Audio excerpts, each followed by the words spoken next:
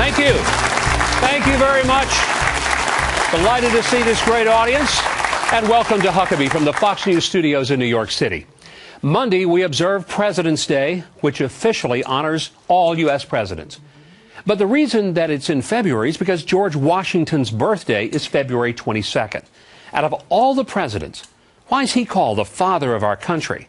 Well, he was a military genius who led this nation, and Washington established the structure of the modern presidency from the cabinet to the inaugural address. But the most important thing is what George Washington didn't do. Some Americans would have made Washington the king, but he refused royal powers and even titles like Your Highness. He was so popular he could have become ruler for life, but he set the precedent by returning to private life after just 2 terms. His humble willingness to give up power and transfer it peacefully to his successor was practically unheard of. As I watch the current president in one power grab after another, as he shreds the constitutionally sacred notion of separation of powers, I wonder if he's even aware of just how different his approach to the presidency is. The degree to which Barack Obama has ignored laws that he doesn't like or agree with, and some, like Obamacare, that he actually championed, is nothing short of breathtaking. If the Republicans propose a delay of Obamacare through a bipartisan legislative process, he ridicules them and reminds them that he won the election.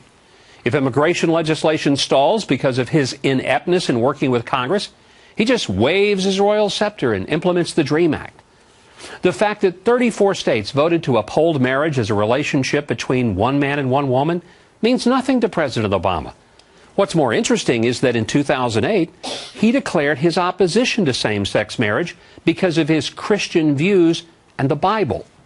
Now, he never mentions his Christian view of marriage or the Bible, nor does he explain if he has knowledge of a rewrite of his 2008 Bible. So he just declares that same-sex marriage is so good that one has to wonder if he thinks we should all marry someone of the same gender. The founders knew that unchecked power and distance from the people would lead to corruption, arrogance, and indifference.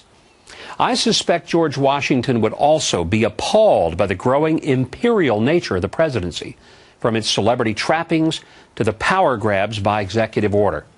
It's antithetical to everything Washington stood for. But it's been on the rise through several administrations. So now it's rocketed into hyperdrive. Now, I realize I'm courting ridicule by talking about those old dead guys who might disapprove of our cool new way of doing things. But I happen to think the Constitution they wrote would work a lot better than the reckless arrogance that we've got now. You know, we really ought to try using the Constitution again sometime. President's Day seems to me like the perfect time to discuss it, since so few children today know even the basic facts about the American system of government. A recent survey of Arizona 8th graders found that just 23% knew the House and Senate were the 2 parts of Congress. Only a quarter knew that the first 10 amendments are called the Bill of Rights. Not many more even knew that Washington was our first president. And fewer than 30% knew that the supreme law of the land is the Constitution.